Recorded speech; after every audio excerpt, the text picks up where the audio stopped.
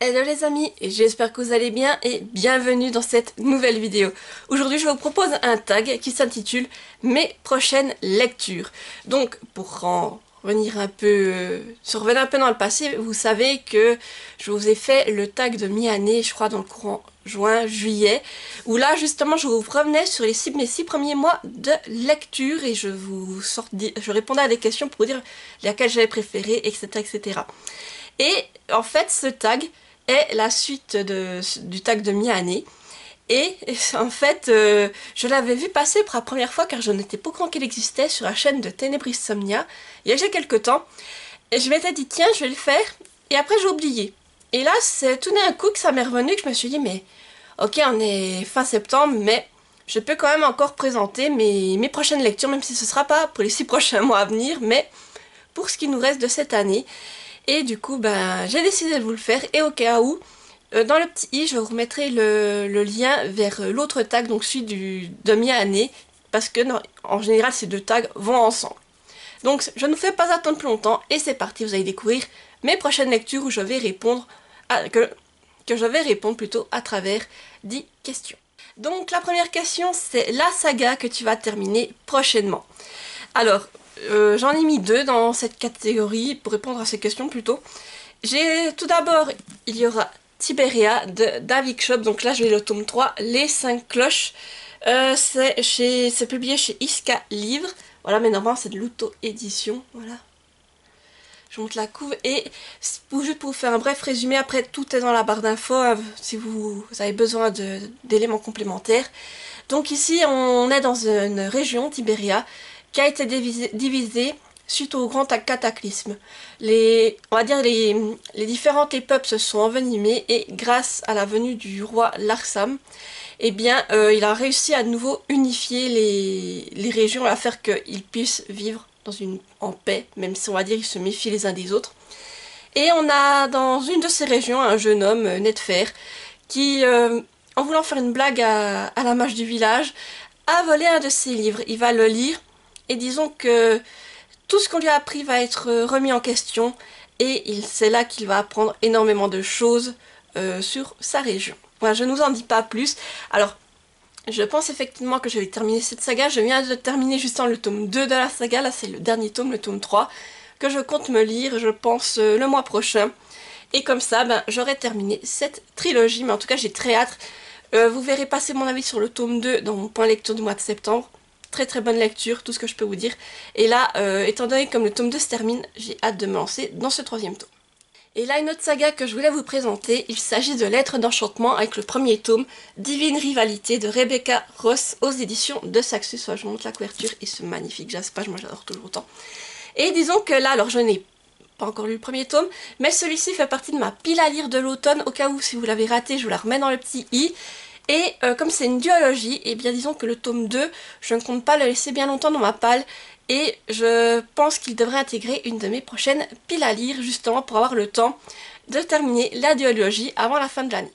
La prochaine question, c'est la prochaine LC que tu vas réaliser. Donc, dans mon cas, disons, c'est plutôt la prochaine LC que je vais organiser. Et alors là, vous allez avoir une petite info en primer, étant donné que je vais vous dévoiler le prochain livre qui sera lu en lecture commune. Donc, il s'agit de La voleuse de livres de Marcus Souzac aux éditions Pocket. Voilà, je vous montre la couverture. Et disons que là, oui, effectivement, ce sera notre prochaine lecture commune. Comme ça, vous le saurez. Et il y aura de toute façon une vidéo où je vous donnerai toutes les informations sur la lecture commune. J'en en dis pas plus pour le moment. Ici, je vous lis juste le résumé. L'horreur venue, bien peu sont ceux qui peuvent échapper à la mort. Et plus rares encore ceux qui réussissent à éveiller sa curiosité. Liesel, même Inger, y est parvenue. 3 fois cette fillette a croisé la mort, et 3 fois la mort s'est arrêtée. Est-ce son destin d'orpheline dans l'Allemagne nazie qui lui a valu cet intérêt, ou sa force extraordinaire face aux événements? À moins que ce ne soit son secret, celui qui l'a aidé à survivre et même inspiré à la mort ce joli surnom, la voleuse de livres. Voilà. Donc effectivement, c'est une lecture que ça fait des sacrés moments que j'aimerais faire. Et là, je me dis que, étant donné la période, ce sera très bien pour faire une lecture commune. Après, ça reste un beau bébé, il fait plus de 600 pages. mais je sais que apparemment c'est un livre qui est très bien noté, il y a même eu une adaptation qui a été réalisée dessus, donc voilà, ma curiosité là et voilà, me fait que j'ai envie de le lire et ce sera donc notre prochaine lecture commune. Alors la question suivante, c'est la prochaine saga que tu veux absolument lire. Alors là aussi, c'est une saga que je vous l'ai déjà mis dans plusieurs piles à lire, mais je n'ai pas eu le temps de la lire jusqu'à maintenant, mais je sais que dès que je me lancerai, je vais l'enchaîner. Il s'agit de Noblesse Oblige, de Maïwenn Alix aux éditions Slalom. Voilà, là, je vous montre le tome 1, avec ce magnifique jaspage également. Et là, juste pour faire un bref résumé, la révolution de 1789 n'a pas abouti, et la France est aujourd'hui dirigée par Louis XXI. Et donc on est toujours sous une monarchie, et disons que de temps en temps la monarchie va permettre à des gens qui ne sont pas de la noblesse d'intégrer la cour à travers un jeu télévisé. Voilà, donc moi il m'en faut pas plus pour m'intéresser le fait de savoir que on est toujours en monarchie, jeu télévisé, voilà. Et franchement il me fait très envie, et là pareil je sais que dès que je me lancerai dans le tome 1, le tome 2, il va suivre sans souci, et j'aurai lu cette duologie pour le coup. Alors la question suivante, c'est la prochaine autrice que tu veux découvrir. Alors j'ai réfléchi, franchement il y a une autrice que j'ai jamais lue et que je me dis effectivement j'aimerais bien la lire prochainement. Il s'agit de R11 d'or avec L'ours et la renarde, donc c'est le tome 1. Et là c'est en auto-édition, voilà, je vous montre la couverture. Et alors si je me rappelle bien de l'histoire, nous sommes dans un univers où les ours, donc c'est les mâles, vivent à part, mais ils n'ont pas une vie très facile. Et de l'autre côté, nous avons les renardes, donc que des femelles, qui vivent dans, je crois que c'est un arbre, et elles vivent un peu d'une meilleure manière, en fait, de manière plus noble en tout cas. Et lors de ses 15 ans, on a Auroch qui va être vendu comme esclave à la maison, donc cet endroit où vivent les renardes, et on va lui confier la charge d'une jeune renarde boiteuse. Voilà, donc tout ce que je me rappelle du résumé.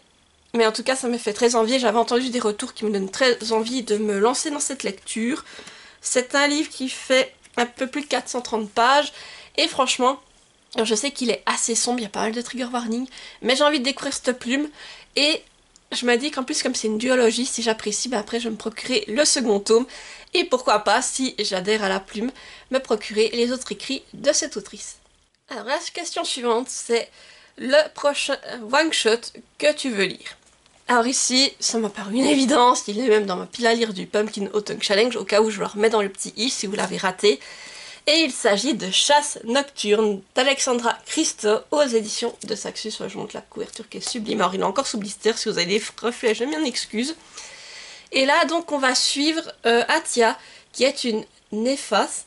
C'est un monstre qui se nourrit de la peur et des cauchemars, et c'est la dernière de son espèce, car on va dire que les dieux ont tué sa famille. Et de l'autre côté on a Silas, un héros qui est chargé de transmettre les messages des dieux et de transporter les morts. Et lui, disons qu'il a été dépouillé de ses souvenirs et de son humanité. Alors lorsque ces deux-là vont se rencontrer, ils vont passer un pacte en fait. Silas va donc lui proposer en fait son aide. Alors elle l'aide à retrouver son humanité. Et lui, il va l'aider à se venger de sa famille et à affronter ses poursuivants. Et justement pour arriver à vaincre cet enchantement, eh bien ils vont devoir lutter contre différentes créatures, notamment un vampire, une banshee et le dieu qui a ruiné leur vie. Voilà, donc ça, franchement, ça m'intéresse. Tout ça en plus, en sachant que c'est un one-shot, je me dis, mais pourquoi pas, franchement, j'ai vraiment très envie. Et puis cette couverture, non mais vous voyez là. Franchement, ça me fait très envie. Je me dis que il y a tout pour me plaire, niveau créatures fantastiques, la quête, tout ça. Et j'ai vraiment envie de le lire. Et puis, comme il est dans ma palle du Pumpkin Autumn Challenge, j'espère vraiment le lire cet automne. La prochaine question, c'est le prochain livre que tu veux acheter. Alors là, je pense que pour moi, c'est une évidence même, étant donné qu'il vient de sortir. C'est Agence Perdido, le tome 2, le musée effacé de Victor Dixon, aux éditions Bayard Jeunesse. Je vous mets la couverture ici. Et bien entendu, je compte me prendre l'édition collector qui est juste magnifique. Alors ici, le tome 1 est juste là. Je ne l'ai pas encore lu, mais j'attends de me procurer le tome 2 justement pour pouvoir les enchaîner car je sais que je vais aimer. Et dans cette saga, Victor Dixon nous propose un univers avec des croque-mitaines qui en fait viennent voler les choses des objets des humains et les emmènent dans leur monde, et disons il est possible qu'ils n'enlève pas seulement des objets, mais également des êtres vivants. Donc voilà, tout ce que je peux vous dire du résumé, c'est ce que j'ai pas envie de trop m'étaler parce que j'ai pas envie de dire n'importe quoi, mais c'est ce que je me rappelle en gros de l'histoire et elle me fait très très très envie. Franchement, Victor Dixon pour moi c'est une valeur sûre. Tous les livres que j'ai lus de lui, ça a été des coups de cœur. Et là, ben déjà l'histoire avec les croque-mitaines, ça me tente de fou. Et quand j'ai vu ce deuxième livre, en plus avec sa couleur un peu violette, le violet c'est ma couleur préférée, donc voilà, j'ai hâte de me le procurer pour le coup. La prochaine question, c'est la prochaine sortie que tu attends avec impatience. Alors là, j'ai quand même dû réfléchir un petit peu parce que je me suis dit, sur les prochaines sorties, il n'y en avait pas vraiment que... Alors, il y en a qui me font envie, mais pas que j'attends avec impatience qu'ils sortent. Et j'ai dû aller assez loin pour vraiment trouver un qui me faisait envie et de me dire, bah celui-là, de toute façon, tu vas te le procurer quand il sera sorti. Donc, il s'agit du tome 2 des Codes d'Humanité de Johan Dubos, aux éditions Plume Blanche, qui va sortir le 6 janvier 2026. Je vous mets la couverture ici. Et alors effectivement, celui-ci j'attends avec impatience sa sortie car dès qu'il sera sorti et qu'il sera en ma possession, je me lancerai à ce moment-là dans la lecture du premier tome. Et pour vous montrer, donc voilà le premier tome que je me suis acheté il y a peu de temps. Donc voilà, dès que j'aurai le tome 2, et bien disons que je me lancerai dans celui-ci. Et franchement... Alors ce qui m'étonne avec le tome 2, je vous avoue que, voilà, vous voyez la couverture du premier tome, je trouve qu'elle est bien différente et justement, ça m'intrigue parce que je pensais qu'on allait rester dans cet effet un peu robot, mécanique, tout ça. Et là, de voir cette couverture, eh bien, ça m'intrigue d'autant plus et je me dis, ben, j'attendrai du coup patiemment janvier. Bon, vous me direz, on est bientôt fin septembre, alors il me restera encore quelques mois à patienter jusqu'à début janvier. Et j'essaierai de me le procurer rapidement pour justement pouvoir me lancer dans cette saga qui me semble assez intéressante. Et là, avec ce tome 2, en voyant cette couverture, ça m'intrigue vraiment. Et du coup, bah, curieuse de découvrir cette saga. Alors la question suivante, c'est le prochain auteur que tu veux découvrir. Alors là, pareil, j'ai regardé un peu dans les livres que je pensais lire prochainement, et un auteur que je n'ai jamais lu, mais dont je suis curieuse de découvrir la plume. Il s'agit de Gabriel Mus. Alors j'ai jamais entendu parler de cet auteur jusqu'à ce que justement la personne qui le représente me contacte en me disant voilà, je vous propose ce roman de Gabriel Mus. Et en plus en apprenant de quoi parlait le livre, je me suis dit mais il faut que je découvre ce livre tout simplement. Donc c'est pour ça que je suis vraiment curieuse de découvrir à la fois la plume et l'univers qui va nous être proposé. Donc ici le livre se nomme L'insignifiante petite histoire. Voilà, je vous montre la couverture qui fait vraiment... J'adore cette couverture, elle est magnifique avec cette petite souris. Et je vous lis le résumé plutôt que vous en faire un improvisé parce que j'ai peur de rater des éléments. Tous les enfants aiment la petite souris. Comme par magie, elle échange leurs dents de lait contre un peu d'argent. Mais Gabriel n'a pas cette chance. Sa petite souris ne lui a jamais donné une seule pièce. Elle se contente de lui écrire, lettre après lettre, dent après dent. Elle raconte son insignifiante petite histoire à la manière d'un conte. Gabriel ignore que sous la plume de cette souris se cache sa grand-mère, une femme discrète au passé stupéfiant. Plongée dans un monde de rongeurs, courageux et attachants. Ce récit drôle, émouvant et tendre vous surprendra autant qu'il vous enchantera. Et élément que j'aime trop à la fin, vous voyez, vous avez écrit public, et c'est noté en dessous. Toutes celles et ceux qui n'ont plus l'âge de croire à la petite souris, mais à qui elle manque. Voilà, ça j'adore. Et franchement, je vous dis, je suis vraiment curieuse de voir comment c'est fait, la manière dont c'est amené, et ça me tente. C'est un livre qui fait un peu plus de 320 pages, et je me dis que à la fois ça risque d'être une très belle histoire, mais avec de l'émotion, toutes ces choses-là, et je pense que ça peut être vraiment un livre incroyable, et c'est pour ça que je me réjouis de découvrir du coup cet auteur. Alors, question suivante. La prochaine suite de BD ou manga que tu attends. Alors, là j'ai mis Princesse Sarah le tome 2, La princesse déchue d'Alouette, Moretti et Boccatto aux éditions Soleil. Je vous mets la couverture ici. Alors j'ai pris le terme, oui je l'ai pensé dans le sens attends, dans le sens que j'ai envie de lire prochainement. Et c'est vrai que cette BD m'a vraiment marqué d'avoir lu le tome 1 et je me dis dans les BD que j'ai envie de continuer, celle-là en fait partie en priorité car j'ai vraiment envie de me replonger dans l'univers, de voir ce qui va arriver à Sarah. Et comme je vous dis, pour moi, ça fait écho à mon enfance car j'ai l'impression de revivre, de me revoir enfant devant l'animé Princesse Sarah et là de la découvrir en version BD et puis avec un côté un peu steampunk, science-fiction, ça m'intéresse et j'ai hâte de voir comment le reste de l'histoire va nous être amené.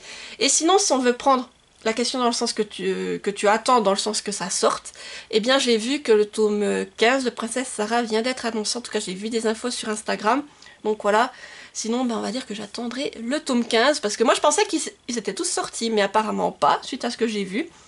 Mais voilà, en tout cas c'est une saga que je suis déjà curieuse de continuer, et si j'aime toujours autant, je pense que je me procure également le 15e tome lorsqu'il sera sorti. Et on arrive à la dernière question avec la prochaine romance que tu veux découvrir. Alors, pas romance, hein, moi j'ai cherché plus large que romance tout court. J'ai donc décidé de vous présenter une romantasy avec le premier tome des Couronnes de Nyaxia, le serpent et le descendant de la nuit de Carissa Broadbent aux éditions Bookmark dans la collection Lost Kingdom. Voilà la couverture. Et disons que c'est un livre, ça fait très très longtemps qu'il est dans ma pile à lire, que j'ai envie de le découvrir. Et c'est vrai que, comme je vous dis, comme c'est une romantasy, je pense qu'on aura quand même pas mal de romances, donc je pense qu'il va parfaitement pour cette question.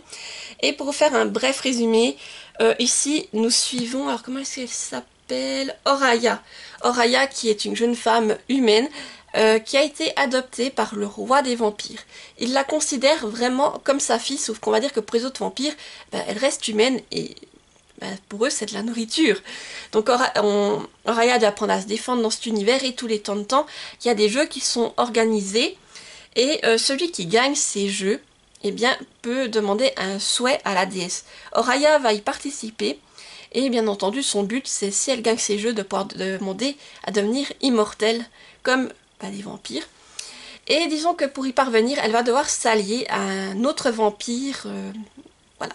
Voilà tout ce dont je me rappelle, mais en tout cas, ça me fait très envie, on parle de vampires.